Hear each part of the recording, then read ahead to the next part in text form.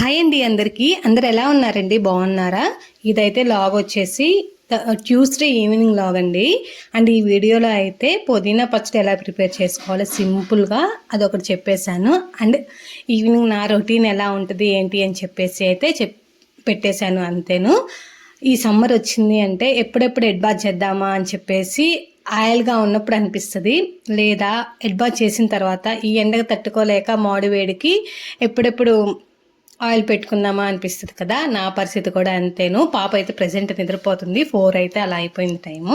So నేను first అయితే తలకైతే అంతా ఆయిల్ పెట్టేసుకున్నాను. మరి తలంతా నొప్పిగా అనిపిస్తుంటే ఆయిల్ పెట్టేసుకొని ఒక 20 మినిట్స్ వరకు అయినా అలా ఉంచేసి తర్వాత చిక్కులు తీసుకొని తలేసుకున్నాము అంటే జడేసుకున్నాము అంటే ఎయిర్ అంత ఎక్కువగా అయితే ఊడిపోదండి. అంటే మన వీడియోలో ఏ టిప్స్ కూడా అడుగుతున్నారు కదా, ట్యూస్డే రోజేనే అడుకుంటాను. మధ్యాహ్నం కాడైతే అప్లోడ్ చేశాను, ఒకసారి ఇంకా చూడకుంటే వెళ్ళి చూసేయండి. అండ్ చాలామంది అయితే అడుగుతున్నారు, చాలామంది అయితే కమెంట్లు కూడా పెడుతున్నారు. చాలా వీడియోస్లో కూడా ఇలా మరి అది ఫాల్స్ స్టేట్మెంట్ అని అయితే అంటున్నారు, ఇలా స్ప్రెడ్ చేస్తున్నారు కదా. అదేంటి అంటే మానిటైజేషన్ కాకుండానే రెవెన్యూ వస్తుందంట కదా అని అయితే అంటున్నారు కదా. నేను అనుకున్నాను మానిటైజేషన్ కాకుండా రెవెన్యూ వస్తుంది అంటే మంచిదే కదా, వస్తే బాగుండు అని చూశాను.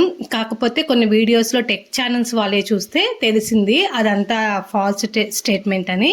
వచ్చేది అంట ఎప్పుడు 2016-17 ఆ టైంలో వచ్చేది అంట. అప్పుడు మానిటైజేషన్ అలా ఏమి ఉండేది కాదు అంట. అండ్ వీడియోస్ పెట్టినప్పటి నుంచే మనకి యాడ్స్ వచ్చాయంట. యాడ్స్కి రిలేటెడ్గా మనీ కూడా అయితే వచ్చేసేదంట. కాకపోతే ఇప్పుడు ఒకరు కాదు ఇద్దరు కాదు, గొంతుకి 2-3 యూట్యూబ్ ఛానల్స్ కూడా తెలిసేది కాదు ఏది కరెక్ట్ ఉన్న కంటెంట్ ఉన్న ఛానల్ అనేది, అండ్ ఏది వేరే వేరే వీడియోస్ పెట్టుకొని అలా రన్ చేస్తున్న ఛానల్ అని చెప్పేసి తెలిసేది కాదు. సో కంటిన్యూగా ఇలా పెట్టడం వల్ల ఇక్కడ మానిటైజేషన్కి ఎలిజిబుల్ అవ్వడానికి పెట్టారు కదా, మినీ మానిటైజేషన్ అని, ఫుల్ మానిటైజేషన్ అని. సో వాటికి ఎలిజిబుల్ అయితేనే మనకు మనీ అయితే రావడానికి అయితే ఇప్పుడైతే పెట్టారు. ఇది కొన్ని ఇయర్స్ నుంచి అయితే చేంజ్ చేశారు. ఇంతకుముందు ఫుల్ మానిటైజేషన్ ఒక్కటే ఉండదు, ఇప్పుడు హాఫ్ మానిటైజేషన్ కూడా అయితే అయింది. మీకు తెలిసే ఉండొచ్చు, చాలామంది చెప్పున్నారు full monetization 4,000 hours watch time and 10 millions షార్ట్స్కి వ్యూస్ అనేసి. ఇంతకుముందు అయితే షార్ట్స్ కూడా ఉండేవి కాదు అంట. 2016-17 అయితే అన్ని ఫుల్ వీడియోస్ ఏనంట. నాకు తెలిసిందైతే మీకు చెప్తున్నాను. నాలాగే ఎవరన్నా పప్పులో కాలేసిన వాళ్ళు ఉంటారు కదా, రెవెన్యూ వస్తుంది ఏమైనా ఆస్తో ఉంది అన్ని సెట్ చేస్తూ ఉంటారు కదా. సో మన సబ్స్క్రైబర్స్కి అండ్ మనలాగే ఎవరైనా ఛానల్ పెట్టి రన్ చేస్తున్న వాళ్ళకైతే హెల్ప్ఫుల్ అవుతుందని అయితే చెప్తున్నాను. అక్కడ స్టార్టింగ్లో చూసారా, నిద్రలేగానే అయితే ఫస్ట్ బట్టలన్నీ పాపలే ఇచ్చింది. తనకైతే తినడానికి గ్రేప్స్ ఇచ్చేసి బట్టలన్నీ ఉంటే ఉతికిని ఫోల్డ్ చేసేసాను. అండ్ పాప ఆడుకుంటున్న టాయ్స్ గమనించారా మీరు, వెజిటేబుల్స్ కట్ చేసుకునేవి అండి. ఈ సమ్మర్లో పిల్లలకు చాలా చక్కగా ఉపయోగపడుతుంది.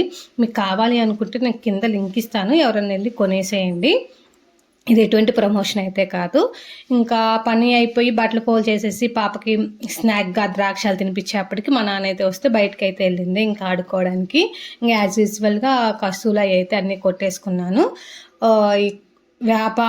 ఆకు కూడా అయితే రాలడం చాలా తగ్గిపోయింది. చెట్టు అంతా బాగా గుబురుగా ఎగురు కూడా వేసిందండి. కొంచెం నీడ కూడా ఎక్కువ అవుతుంది, కొంచెం పర్వాలేదు. అండ్ గచ్చ అయితే ఫుల్ కాలిపోతుంది. సో కొంచెం వాటర్ అన్న చల్లదాంలే అని చెప్పేసి వాటర్ కోసం పట్టిద్దాము అటువైపు అయితే వెళ్ళానండి, చిన్న పని ఉండి.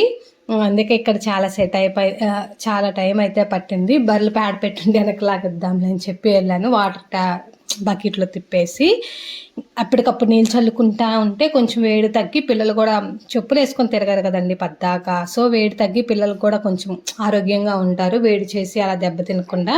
ఇప్పుడు తొలి ఎండలు అంటారు కదా, తొలి ఎండలకే ఇంకా పిల్లలు చాలా దెబ్బ తింటుంటారు. సో కొంచెం కేర్ తీసుకున్నట్లయితే వాళ్ళ హెల్త్ అయితే చాలా నీట్గా, అంటే వాళ్ళ హెల్త్ కాపాడిన వాళ్ళం అయితే అవుతాము.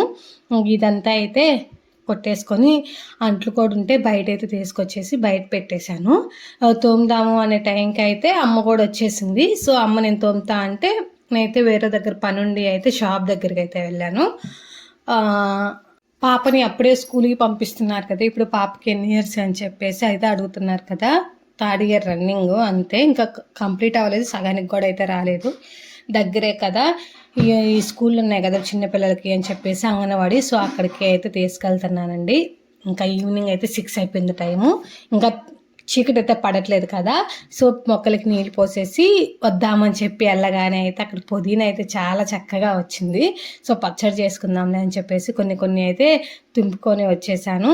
కాడలతో సహా తుంపానండి, ఎందుకంటే అది మనం వేసింది కదా, బాగా ముదరలేదు, మెత్తగానే ఉంది, నూరుకున్నా మెరిగిపోద్దులే అని చెప్పేసి కాడలు కూడా అయితే తీసుకొచ్చాను. ఆకులు కొమ్మ అయితే ఒక్కటే చిన్నది తెచ్చి నాటాము. పక్కింటి బామ్మ వేసుంటే బామ్మ వేసిన దాంట్లో పెద్ద గుబురుగా ఉంటే ఒక చిన్న కొమ్మ అయితే తీసుకొచ్చి నాటాము.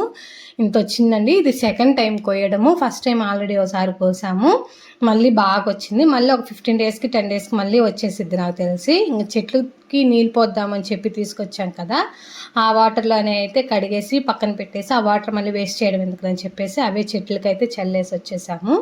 ఇంకా మనం మందు అట్లా ఏమి కొట్టేవి కాదు కదా, సో నార్మల్ వాటర్లో కడిగేసుకున్నా పర్వాలేదు. అదే ఏదన్నా మందు అలా ఏమన్నా కడిగి ఆకుకూరలు చేసుకుంటున్నట్లయితే కొంచెం ఉప్పులో వేసేసి ఒక 5-10 మినిట్స్ ఉంచిన తర్వాత వండుకుంటే మంచిది, పిల్లలకు పెట్టేది కాబట్టేసి. ఇంకా చెట్లన్నిటికైతే నీళ్ళు అయితే చల్లేసానండి. మళ్ళీ చెట్టు ఎగిరేసింది. అండ్ 2 వంగ చెట్లు ఉన్నాయని చెప్పాను కదా, ఇప్పుడైతే కొంచెం పిందులు కూడా వేసింది, కాయలు అయితే కాస్తున్నాయి. విరజా చెట్టు అవుతుంది. ఇది ఏందో పూలే పూయట్లేదండి, ఏందో నీళ్ళు పోస్తున్నాము అంతే, కానీ అక్కడక్కడే గుబురుగా అవుతుందిలే కానీ పూలు అయితే పూయట్లేదు. ఏదన్నా సలహాలు ఉంటే కమెంట్ సెక్షన్లో అయితే కమెంట్ చేయండి. ఈ బొబ్బస్కాయ చెట్లు అయితే మనం ఇంట్లో తెచ్చుకున్న కాయలు మామూలుగా విత్తనాలు అయితే అక్కడ ఇసిరేస్తే అయితే పెట్టుకొచ్చిందండి. చాలా చక్కగా అయితే కాసాయి. దీనికే 2 రకాలు కాసాయి. ఒకటేమో కొబ్బరికాయ లాగా పొడుగ్గా ఉంది, ఒకటేమో గుమ్మడికాయ లాగా గుండ్రంగా అక్కడికక్కడికే ఉండిపోయింది.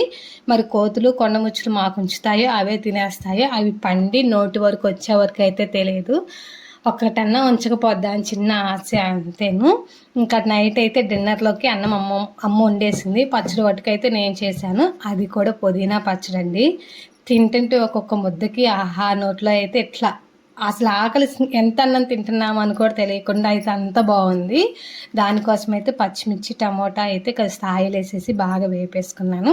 అవి ఒక 80% బాగా వాడిన తర్వాత మనం క్లీన్ చేసి పెట్టుకున్నాం కదా పుదీనా, అది కూడా అయితే వేసేసి కాస్త పసుపు వేసి ఆకు ఎంతసేపు అండి, ఒక 2 మినిట్స్లోనే మగ్గిపోతుంది బాగా.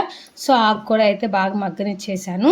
అండ్ పల్లీలు కూడా వేపాను, ఇక్కడ వీడియోలో క్లిప్ అయితే రాలేదు. పల్లీలు కూడా ముందే వేపేసి పక్కనైతే పెట్టేశాను. ఇంక ఇవన్నీ అయితే వాడిపోయాయి. లాస్ట్లో కొంచెం జీలకర్ర వేసేసి స్టవ్ ఆపేసేసాను. పల్లీలు అయితే రోట్లో వేసేసి ఫస్ట్ దంచుతున్నానండి. మిక్సీ తక్కువ పట్టుకునేది మేము చట్నీస్, మ్యాక్సిమం అన్ని రోట్లోనే చేసుకుంటాము, టేస్ట్ వేరే ఉంటుంది కదా. పల్లీలు బాగా దంచుకున్న తర్వాత మెత్తగా ఇంక పచ్చిమిర్చి వేసి కాస్త అయితే ఉప్పు వేసేసి ఇది కూడా అయితే దంచేసాను. నెక్స్ట్ అయితే ఇంక టమాటాలు అదే పుదీనా ఆకు ఉంది కదా, పుదీనా ఆకు కూడా అయితే వేసేసి దంచాను. అండ్ మీకు కొత్తిమీర కూడా కొంచెం ఉంటే ఒక కాడ అలా వేసుకుంటే టేస్ట్ బాగుంటుంది, కాకపోతే ఇంట్లో లేదు అందుకే తీసుకొచ్చి అయితే వేయలేదు.